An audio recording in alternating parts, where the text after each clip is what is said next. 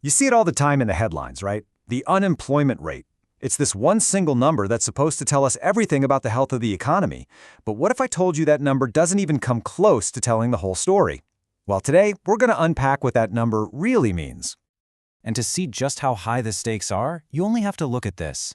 In the span of a single month, back at the start of the pandemic, the unemployment rate didn't just go up, it exploded, from a pretty healthy 4.4% to a jaw-dropping 14.8%. We're talking millions and millions of jobs just gone, almost overnight. I mean, this wasn't just some little dip. Economists have called it the most abrupt economic change since the end of World War II. Think about that for a second. That one event showed us just how fragile things can be and why it's so important to understand what's really going on here. But it's so easy to get lost in these big percentages. We have to remember that behind every single point is a real person. A person going through what can be a truly terrible and wrenching experience. It's that gut punch of financial stress, not knowing how you're going to pay the bills, and the huge emotional toll it takes on you and your family. And beyond the very real human cost, the entire economy takes a massive hit. Here's a great way to think about it. An economy with a lot of unemployment is like a company that owns a perfectly good factory but keeps it shut down. The lights are off, the machines are idle. The real cost is all the stuff that factory could have been making. It's pure lost potential. Okay, so we know the stakes are incredibly high, but how do they even come up with that one headline number? To get it, we need to pull back the curtain and see who actually gets counted, and, more importantly, who gets left out. So let's do a quick pop quiz. To be officially counted as unemployed, a person has to be jobless, and they have to be available to start work. That makes sense. But there's a third rule, and this one is the real kicker. Any guesses? The secret to this whole thing is realizing that the adult population isn't just split into two groups, people with jobs and people without. There are actually three distinct buckets: the employed, the unemployed, and this massive group called out of the labor force.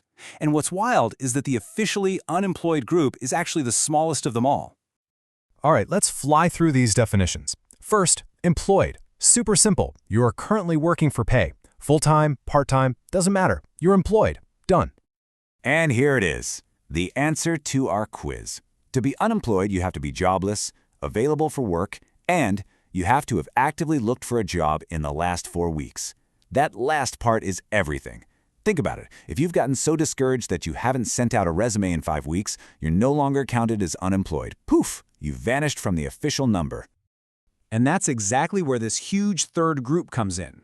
People out of the labor force are those who aren't working and aren't looking. Now, of course, this includes students, retirees, and people caring for family members, but it also includes all those people who want a job but have given up the search. So how does all this get turned into that one simple percentage? It's a two-step recipe. First, you take everyone who's employed and add everyone who's unemployed. That group right there is called the labor force. Then you just divide the number of unemployed people by the total labor force, and that's your rate. It's a percentage of people actively in the game, not a percentage of the entire population. And this is where it gets really complicated, because that single number, as precise as it sounds, actually hides a ton of important information about what's really happening in the job market. Economists call this hidden unemployment. Take the underemployed, the person with a finance degree who's working as a sales clerk. They have a job, so they're counted as employed, but they're not using their skills or earning what they could be. Or what about the huge number of people working part-time only because they can't find a full-time job? And of course, there are those discouraged workers we talked about who've given up and dropped out of the labor force entirely, which actually makes the official unemployment rate look better than it is. Okay, so now that we have a much better handle on how this thing is measured, let's dive into the why. Why does unemployment go up and down in these cycles that seem so predictable, yet are so painful for so many? Well, economists basically break it down into two main types. First, there's cyclical unemployment. That's the kind that goes up during a recession and down when the economy's doing well. Then there's the natural rate of unemployment. This is kind of the baseline level of joblessness that's always there even in a booming economy. Cyclical unemployment is the one we're all familiar with. When the economy hits a rough patch, a recession, people buy less stuff, so companies cut back and unfortunately lay people off. It's that painful but hopefully temporary part of the economic cycle. But this brings up a really interesting puzzle.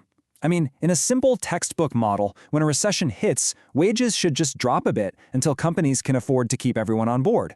But that's not what happens in the real world, is it? Instead of widespread pay cuts, we see layoffs. So why is that? Well, the answer has this great name, sticky wages. For a bunch of reasons, wages just don't like to go down. Think about it. If you're a manager and you cut everyone's pay, who's the first to leave? Probably your best workers, the ones who know they can get a job somewhere else tomorrow. So instead of losing their superstars, companies often find it's easier to just lay off a portion of their workforce. Okay, so that explains why unemployment spikes during recessions. But what about the other side of the coin? If cyclical unemployment goes away when the economy is good, why isn't the unemployment rate ever zero?